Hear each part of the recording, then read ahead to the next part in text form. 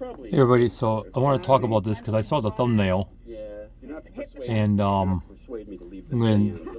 I got you hanging up on a Hey. It's a lithonics battery. tablet holder suction cup to the roof of my van here. I love you. So it makes a more stable video. All these years later. You know, it looks we were well. so happy to see all the videos about, hey, we got Lance perfected. There we go. You're like me, you perfect it and then give it to somebody else.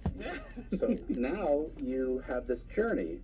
And I can't see make a three commentary sitting because on they a got their park comments bench turned off. So saying, is it possible that I can get 20,000 watt hours? I'm never going to live that down. So we want to show you the new factory, but we also want to show you what 20,000 watt hours looks like. It's never been done.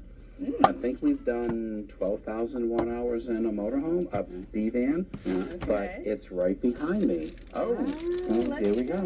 so So this is 20K. Yeah, this is 1,600 usable lithium amp hours, enough to be off-grid for a long time.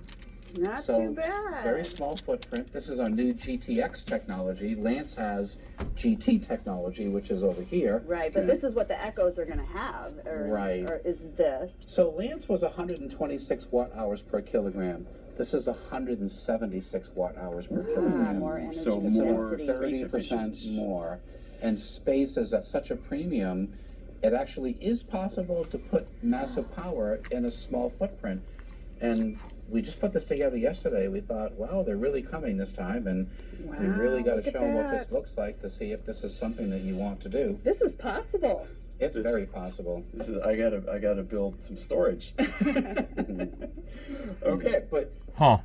as much as I would love to be just talking about our needs, Mhm. because that's what's important to me, there's a lot more going on at Lithonics than just our little. Yeah, I think you said 1,000 amp hour, right? You know, the world changed. I have 1,200 amp hours here in the van. 1,200 amp hour batteries. I mean, total. Sorry, 1,200 amp hours total. I got the Lithonics 600 amp hour and 600 amp hours of Calb prismatic encased plastic encased cells, and those two are wired in parallel. But I would love to have that, but I can't afford it. I have no money whatsoever to go buy that. Those batteries. I would love to have them though. Whether we stay in hotels or RVs, and everybody knows the RV industry is setting records. There's a generator shortage going on. So now all of a sudden people are thinking, There's no hey, generator do I need shortage. a generator at all? A lot of people just don't want to sell them, You said you or they don't want to take right. take Well, the time to that sell generator's them. 2,800 watts. This is over 20,000 watts. So you've got quite a bit of power generation here. Well, we've gone 4 years with Lance with not having a generator, and we wouldn't want to go backwards. We're excited to move forward with a lithium system in our Echo too. We're happy to be a part of it. We know that you have a great following. I was wondering what they're. Well, we're excited for this factory tour. Thanks for having us. Yeah. So we'll introduce you to I all wonder the what they're paying for the engineers, battery. If they're some of buying the that one, or if they're going to be giving it automation, free. new battery If technology. they're giving it free, that wouldn't be fair to me. We 'Cause I definitely need appreciate something the like audience that. you have. They're very technically oriented. Yeah. Our audience is. Yeah, we have a smart following. Mhm. Something up. No, but we really do. It takes quite a person to. But then why would they turn our comments off, right? Doesn't make any sense. I'll do my best. All right, well, let's get started. All right, good, very good. I don't turn my So comments here we are off. 4 You years know. later, this is the very spot we started when we were a much smaller factory. We had just moved into the factory. You've painted. Yeah, we painted it, and we have nicer floors with our logo. So this is still our engineering testing laboratory. Okay. So our company doubled and then tripled during COVID. Obviously, the RV industry is doing great. So we have to deal with I think that guy right doing there, more not things without not him, having too many more the guy people. talking. So I this is think our I think robotic I think he's the owner. arm. Oh my It's gosh, a, sheep! coordinate measurement machine. Wow. And this is used to check incoming items like bus bars. Over in the corner, you see a QC test station for testing battery management systems. And so this is our quality control area. This is what we call factory number 1. Okay. Yeah, I think he's the owner, so that means that he's got a lot of money. Battery cases. You know what I mean? He has a lot of money, you know. These I recognize. Yeah, those are the Echo batteries right there. Nice. I think Lance's batteries didn't. Well, Lance had a plastic case, but Yeah, it's but that it's a- same form factor. That's the same form factor. That's the new UL version of the plastic cased Lance battery. Okay. Right? So we had to get UL because the RV industry wanted it. They want insurance policies that cover any kind of liability. So every battery that we make is covered by an insurance policy from Liberty Mutual. So let's show you the new factory. Okay. And that UL is like a really big deal, right? It's like a lot of testing and Yeah. process you have to go through. So there's got to be a lot of different UL standards, right? Because the same standard that puts a sticker on my Christmas tree lights, Right. is not going to be the same thing that you're testing. Correct. Yeah. The UL 1973 is stationary, Mm-hmm. and those are your electrical tests. But then the minute that battery goes down the road, now you have motive tests, which is shock, crash, vibration, humidity.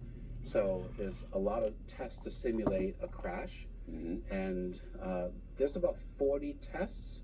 And what UL says is that no matter what we try to do to these batteries, there's no fire, no explosion, no release of combustible vapors, no release of toxic vapors. Well, what does all that mean?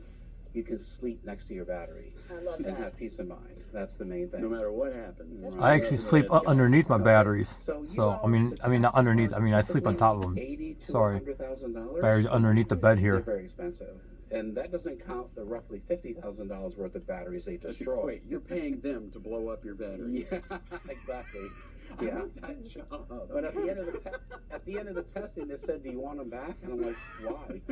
So it would just be expensive trophies. So they tried to blow up your batteries and they Mhm. weren't able to, and that's how you got UL. So as of this morning, we believe that we're still the one and only, Wow. and So it's very rare to have it's this rare. It takes about a year to go through all the testing. So this fall, I really want to get that BMS though, Yeah, especially this is if our it's active UNDP balancing BMS. packaging. I would love to get The one. transportation system does not allow you to ship Actually, two of lithium them.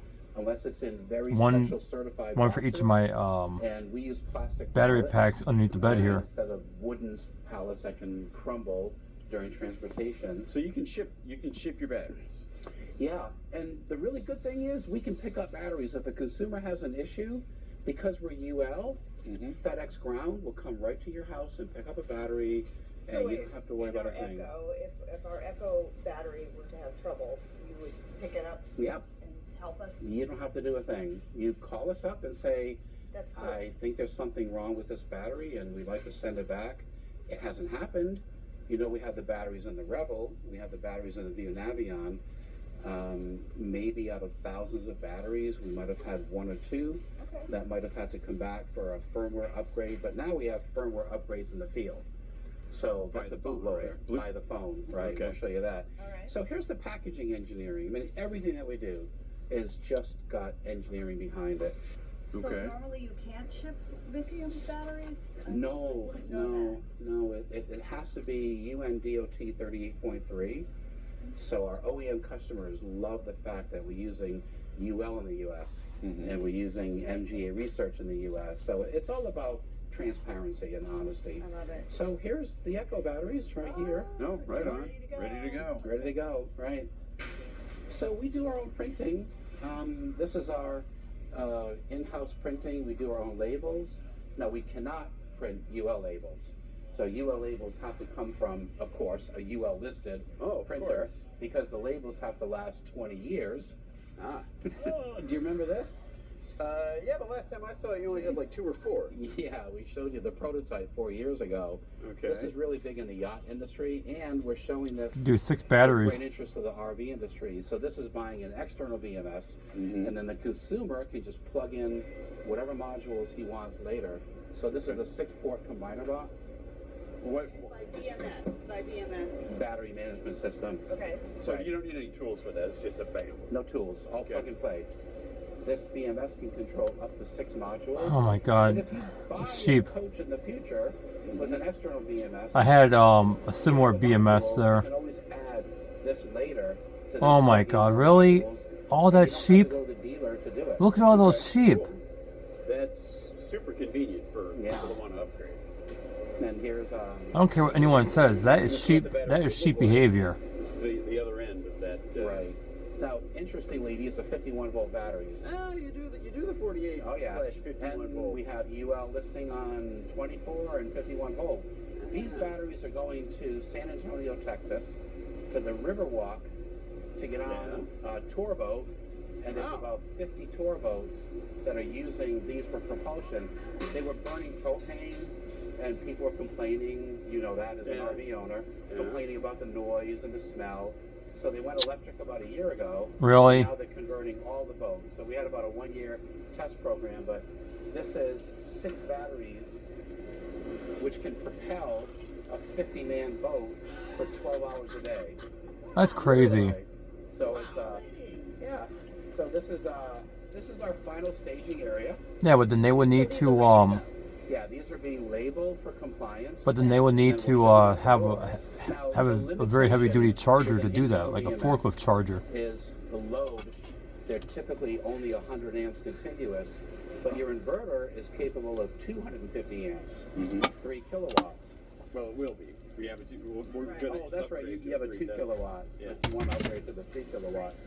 The battery management system is heat sinking into the aluminum enclosure. Yeah. Okay, because So- it will get hot passing that much current, right? Yeah, if you're in a plastic case, there's no place for the heat to go. You'll notice when you're discharging your batteries, when you get them, if you put your hand on the lid, they're slightly warm to the touch. Okay. So we thought, well, if UL requires a fireproof aluminum enclosure, let's use it as a heat sink. So when you look inside, you see that blue film, that is a thermal sponge. So you see the heat sink plate, but we're heat sinking into the lid. So basically, you're turning the entire, and the case is aluminum too. Yeah. So you're turning the entire battery. So you need to pay into sort of a attention. radiator. Big giant heat sink, Radiator of sorts. Okay. Absolutely. Right. Got it. So it's just helping to regulate the heat that is created within the battery. Every inch counts. That's great. Yeah, like every small thing you do. So what we see here is all of the laser welded cores. So there's 2 kinds of assembly. There's screw assembly. Okay. Lance had bolted bus bars. Okay. Yeah, mine are bolted. And the Echo battery is going to have laser welded bus bars. So the whole frame is laser welded and an outside supplier. Okay. And so the pack is coming in. It's a lower Already. cost battery, and so we're trying to do high volume production now that the Oh my RV God. is interested in having these standard. I just Many of don't the understand the batteries. sheet mentality. I So really these don't. 4, we're not using the automatic torque wrench machines that you might have seen before. Okay. Now the packs are coming in laser welded, and then it's all My about battery's heat. similar, but I'm And using thermal copper bus management, bars. But I battery use management system. similar CALB cells. I got 32 cells in the battery, So the pretty much the same solid thing, is but just not these solid bus bars. They were one of Those 5, items that it goes halfway. right. I think Okay. 4 or Correct. 5 bus And bars so stacked this on top of is- each other. 7,680 watt hours. Wow. So these are not. A lot of times, these are not cylindrical cells, which No, these are larger format cells. prismatic. I got that battery right there, the same one. The better you can match But them. As soon as I took those boards off those rods, they went. They, like, they age. they were So compressed. As a cell ages, its internal resistance is going to change. It just ticks me So off if you want that to build a big battery, you that I- cannot use hundreds and hundreds of cells. You're only as good as your weakest cell. So the weakest cell is going to stop the discharge on your battery management system. So you Okay. have to be very careful that these cells are matched, but it's Occam's razor. The simpler solutions are better. The fewer number of cells are better. Right. And so now we've got, in yours, they're 110 amp hour cells.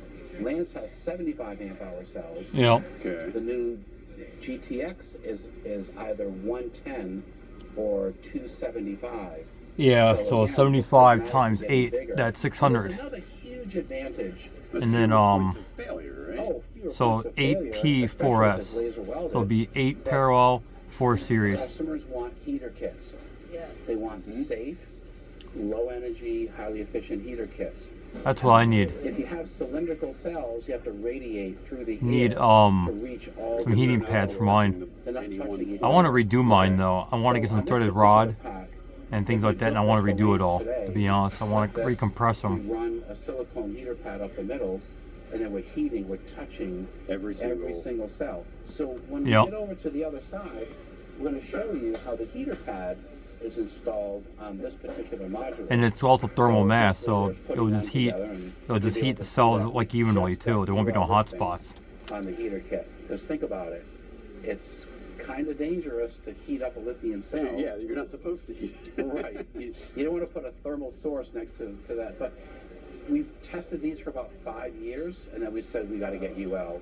So now we have UL on the heater kit. So many batteries. One of the huge challenges of building any battery is, and to get through UL, is anti-shock foam. So you have to have anti-shock foam, but nobody does it. The reason why nobody does it is because it doesn't allow heat to escape. So if you're in a sealed battery box, Yep. you cannot have any inefficiencies that generate heat, exothermic heat waste. So the insulation works for you, works against you. So our batteries are about 98% efficient, and anything that's that efficient doesn't accumulate heat waste inside the battery. So Okay. for many, many years, it's been a balancing act between anti-shock foam, especially all of you folks that have all-wheel drive and off-road capability. That's the new thing. People want to go off-road. Right, you're And going to so bounce it around. Right, absolutely. Yeah, these are going to take a ton of abuse. So you mentioned the vibration testing. This plays into the vibration testing. Yeah, UL there's two has- vibration tests. So UL tested at Is he still 40 wearing a Gs. seat muzzle? Why 40 Gs? I don't know. But It's a heck of a MGA, vibration. That is. MGA tested at 150 Gs. That's where we get our crash test. Okay. 150 Gs. That looks like a is balancing equal to board you there. See it? driving The your balancing RV board? or the battery into a wall at 60 miles an hour.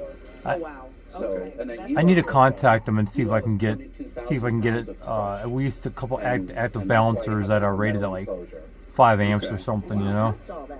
Wow. and Yeah, I mean, or possibly a couple of batteries are BMSs money that have making active balancing, imports. just whatever they have on hand, and but they're willing you're to getting something for they're that willing to money. send me as a donation, you know. This might even survive a trip with the baggage handlers. So this is a burn-in station.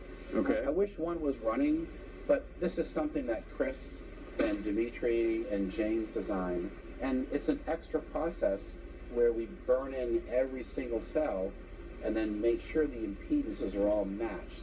So there's like 8 hours of burn-in.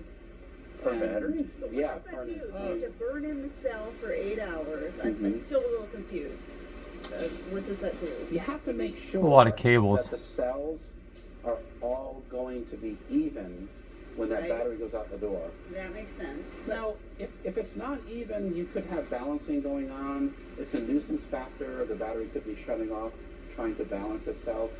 So Okay. you're going to take a 3.2 volt charger, and then you're going to Oh, put yeah. these up to the maximum voltage got it. and make sure they stabilize. That's what Three- you're looking for. It's supposed to be Okay, so 3 it's point, I checking. think So- 3.65. I guess think about it. Maybe like when you get a cell, Right. one cell might be like, you know, an eighth full, one might be a 16th full, and they're uneven. And so if I charge it, make sure they're all charged all the way and then Okay. discharged all the way, you know that they're all starting Okay, at the got same it. place. So it's not some Is that- sort of calibration. It's just. You got ahead of me.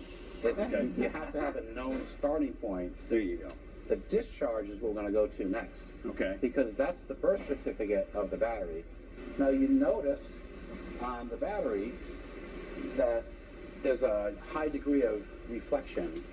So we we have have a shiny bus bar. yeah, and you cannot pick up thermal imaging. So burn-in is a QC check, and then we go to a paint booth. Yeah, they paint. Yeah, there was a What's bunch of called red paint that were on the bus anti-emissivity bars. coating, so we can pick up everything on the thermal camera, and then we come out of the paint booth. I want to and get we'll show another you the final one of QC. these lithonics Okay. batteries. And the guy that sold me this one, he sold the other one. I would have This bought was both in a probably the split longest part second, about building the factory. and then I would have So put them in we have, parallel, TCP and I would have been okay, you know. And we're taking about 50,000 readings on every single battery during load testing. And then the inspector comes over with a very expensive thermal camera. And then hopefully you can get some shots of that thermal camera. But we're looking for hot spots in the battery. So it takes about 3 hours to build a battery, but 8 hours to burn it in. Now we have to paint it, and this can be a 3 or 4 hour test. So we do more QC investment of time than building the battery. Wow. Now all the energy is being pulled out of the battery into the outdoor air. So Because Yeah. Florida needs more heat. we need more heat, right? All right, well, come on over this way. Okay. So we have to certify the capacity. What we find with our competitors is they'll say, oh, I have 100 amp hour, but when we test that battery, it's 95. If we sell you a 600, it's a 600. If we sell you a 320 for the It's Echo, yeah. it's 320. Okay. It's all about truth and engineering. You're not certifying. Is there a particular number of charge-discharge cycles, or is it all just kind of depends, or how does that work? What's That's a the great lifespan? question. Our batteries are monitored. So on the Bluetooth app, we'll show you. I need a how Bluetooth we're BMS. Counting amp hours of throughput. Okay. So on your battery, And that's an absolute number. that's an absolute number, and you can track that every day. Okay. How is my battery aging? Nobody's done this. Yeah, I want that This is BMS what because OEMs I have the want. because I You have a this. 320 amp hour battery. I got that That's 3,000 cycles. 3,000. Wow. That's I get that 900,000 Victron there amp hours of with throughput. with Okay. Bluetooth and That's doesn't on really cut it, you know. What happens after those three? It's good for 3,000 cycles, and then what? Then it starts to lose capacity. But it it's still a still good works. battery. Yes. It doesn't die at 9,000 amp No, hours. So it just starts going down a little. less runtime.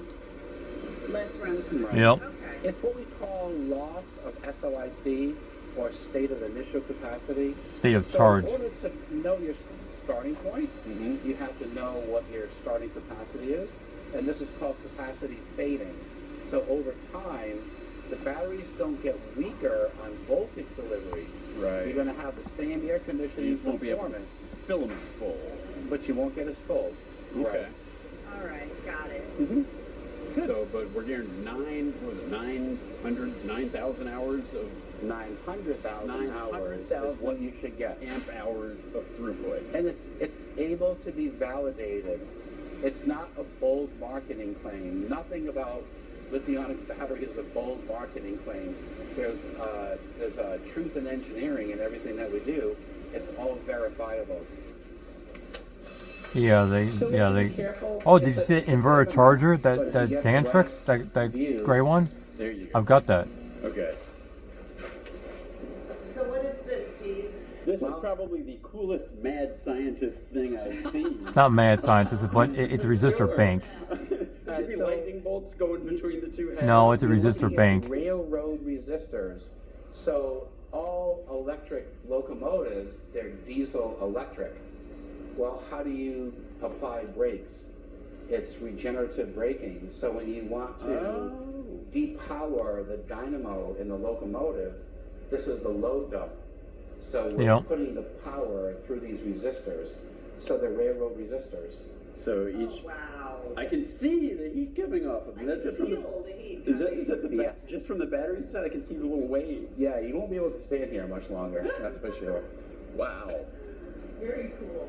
And your engineers made this? Yeah, this is all designed and built in-house. Wow. You can't just go and buy this stuff. No, and Yeah, but they don't have fans on it. it's got to be like $15,000 worth of 4-aught cable. Okay, so this is the fence to protect The against copper. thieves, right? Wow. And the camera is behind us. Well, this is goodbye. Yeah. Thank you so much. Thanks for the tour, Steve. 4 years went by in a heartbeat. And a lot has happened in Yeah. those 4 years for you and for us too. Yeah, I wish there was an Echo where we could send you off with the Echo. Next time we'll see you, but I'm a little scared that you invited me back because I feel like you're going to check my work and installing the batteries. no, Chris is going to check your work. Chris is all I'll let the work. engineer check your work. Ooh. But unfortunately, you have to take a boring jet back. Yeah. Well, we look forward to getting our RV soon and riding off into the sunset with our lithonics batteries. Next time you see us, we'll be in the Echo. I'd rather install it myself, to be honest. 4 years, folks. So Promise. Have you come back in the fall? Right on. All right. See you later, Steve. Thank you. Bye, Stephanie. Take care.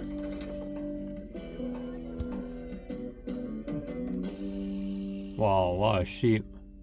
I'm sorry, but it's just, you know, how I don't like that stuff. But yeah, like I said, I saw the thumbnail and I saw the battery. Let me see. I saw the thumbnail. I saw that 8P4S battery, and that's what I got underneath the bed here. You know. So yeah, it would be pretty cool. Factors affecting runtime. I wonder if that's the one that air conditioner runtime. Yeah, if I had a roof AC, I could probably run that thing like 8 to at least 6 to 8 hours. You know. The This is the 20K project. Let me see here. With 12 grams of protein, I could run that AC there probably almost a day on 1200 like amp hours, along with watching the TV, you know, running the refrigerator, things like that. So that's the reason why I wanted 1200. Implemented. So basically, I added 20,000 watt hours of lithium battery capacity using lithonics batteries to our Winnebago Echo. I also replaced the inverter. I replaced the solar charge controller. I added a new bus bar system. A whole lot of cool stuff going on here. Yeah, There's HVAC work in this. Cool stuff going on. That's a lot going on in that box, and tight wiring and stuff. I don't like that, you know. When they see this is, how long can you run the air conditioner off of batteries? And I am not going to answer that today. No, really, I'm not.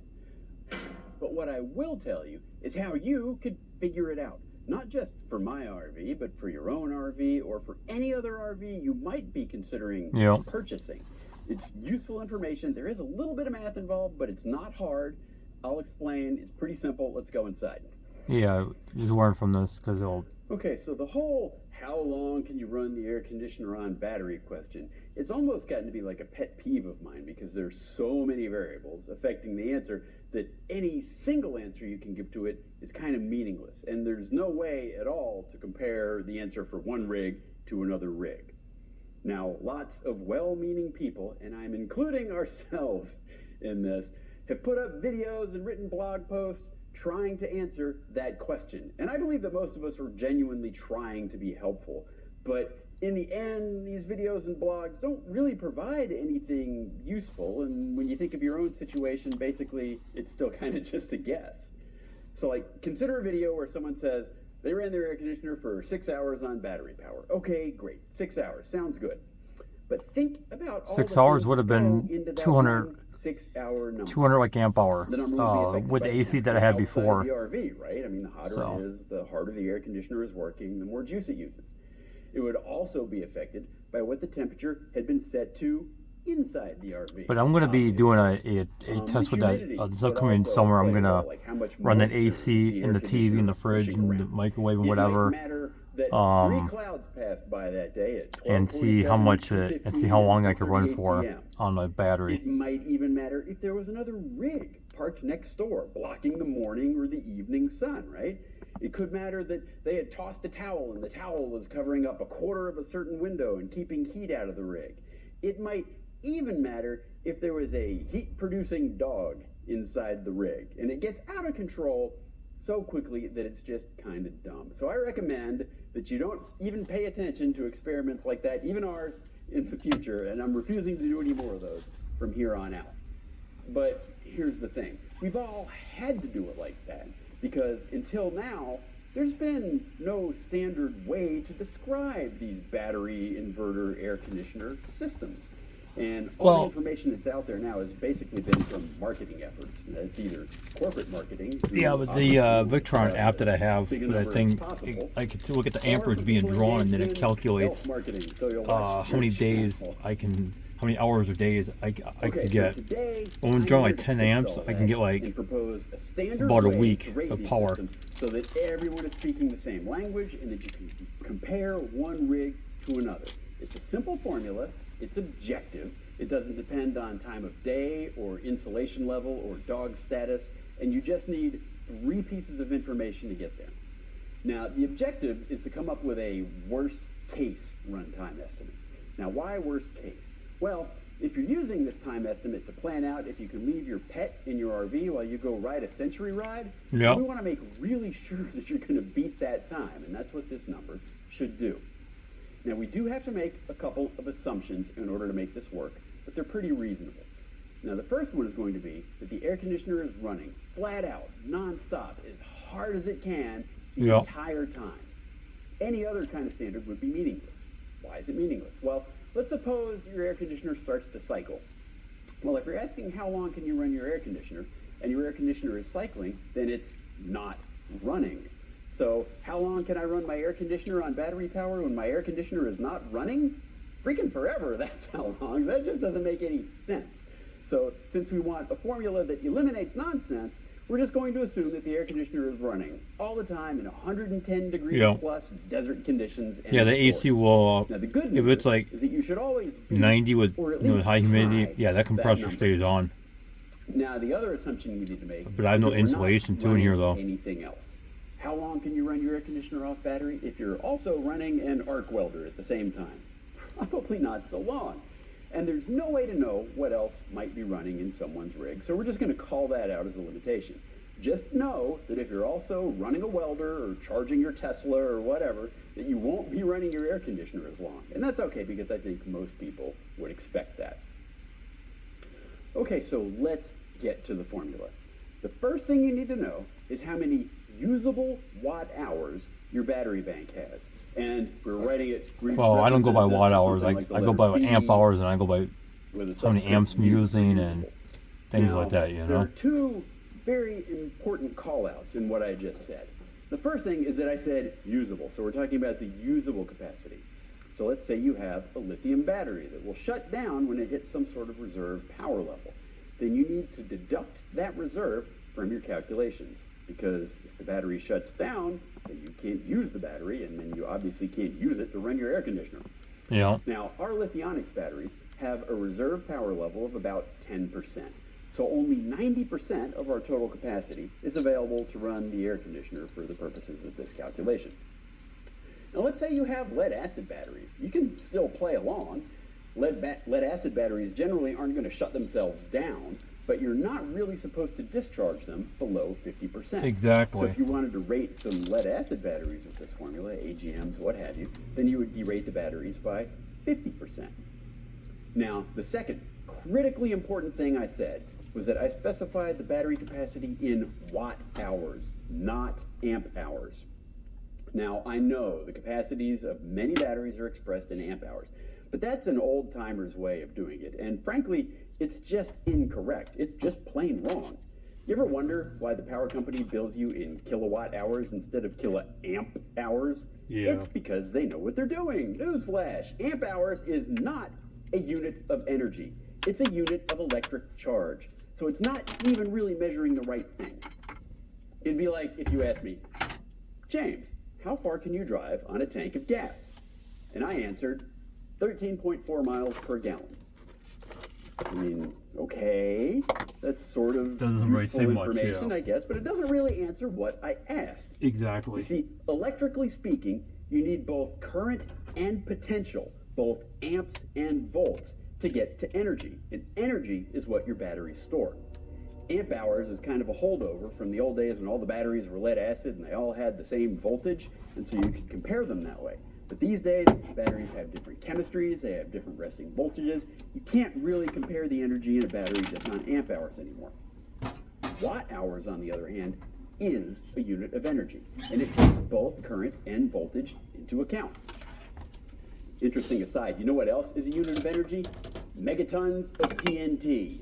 So yes, you could specify the capacity of your battery bank in megatons, and you'd actually be more correct than someone using amp hours. And before you ask, I've done the math for our battery bank. In number one, we have a 1.76 times 10 to the negative 8 megaton battery bank. Boom! Damn. Just like the sound of that.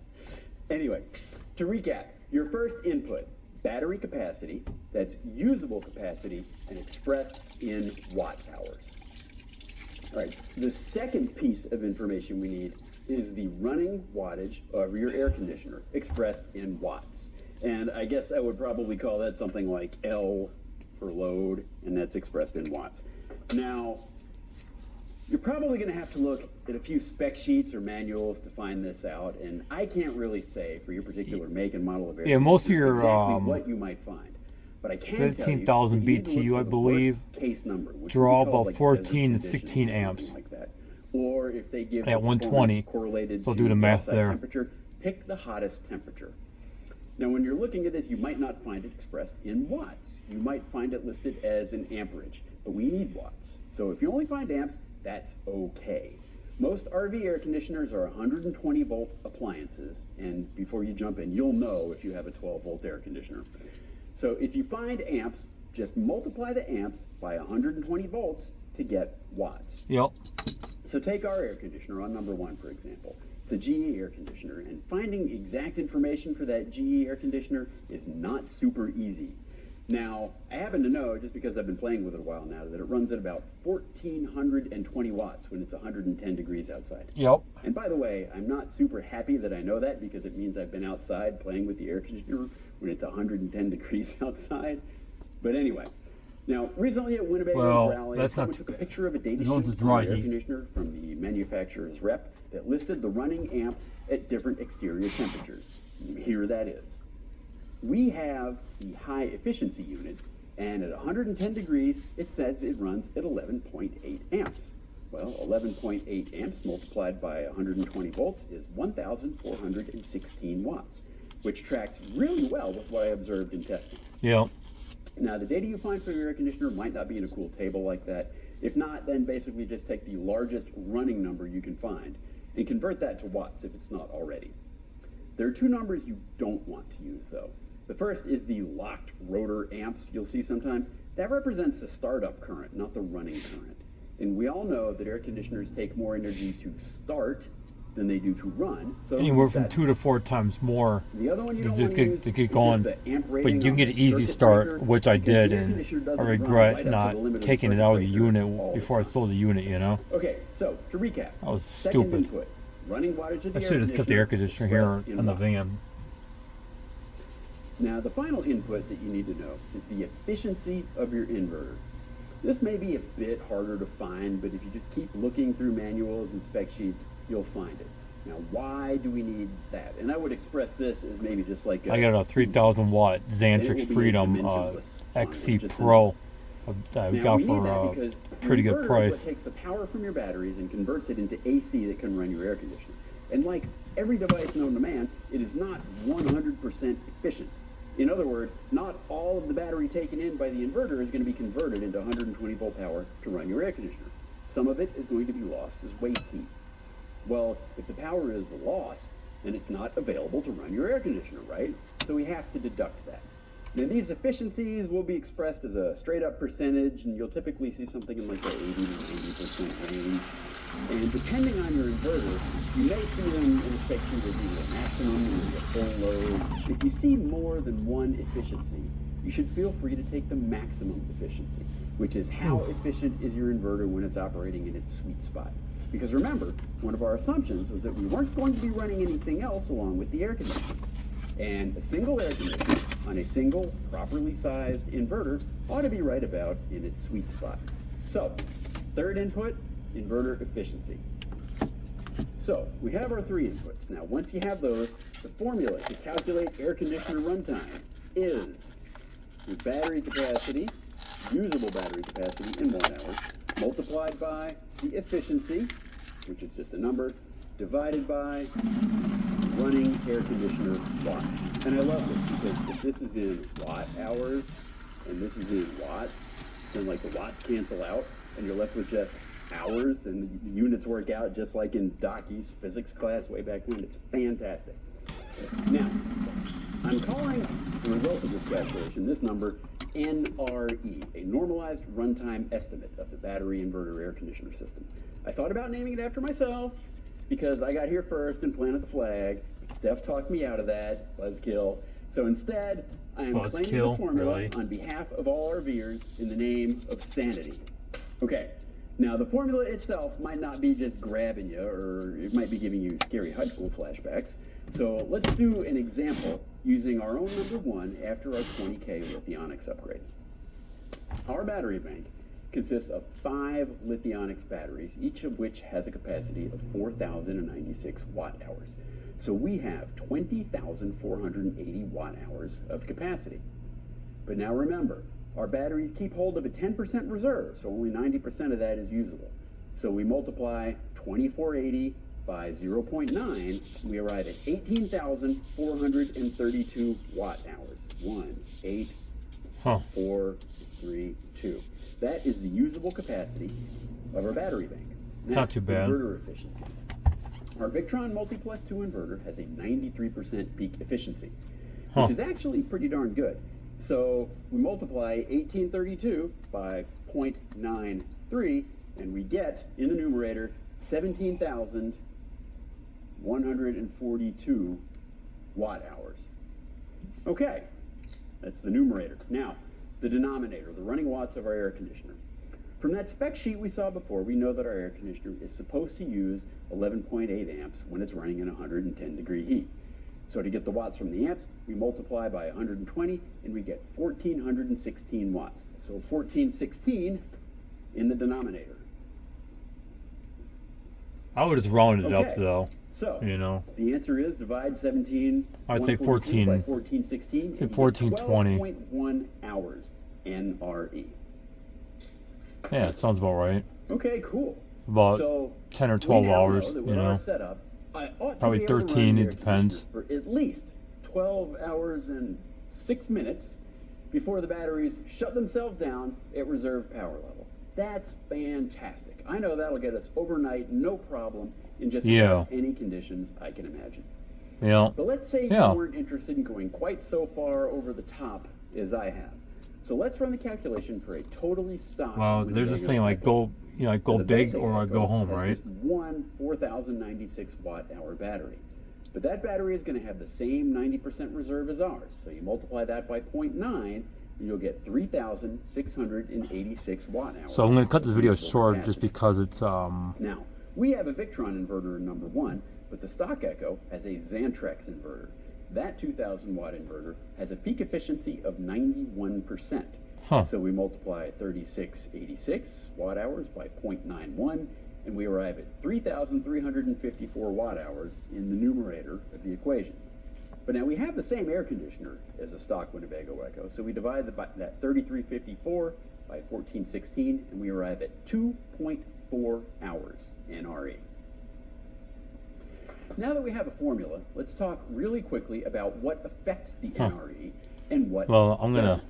Well, I'm gonna cut this short, so because I only have, I only got about 18 minutes, no, like 17 minutes left of recording time. So, but yeah, it's pretty cool stuff, right, guys? Let me know in the comments down below, like and subscribe, and I'll see you later.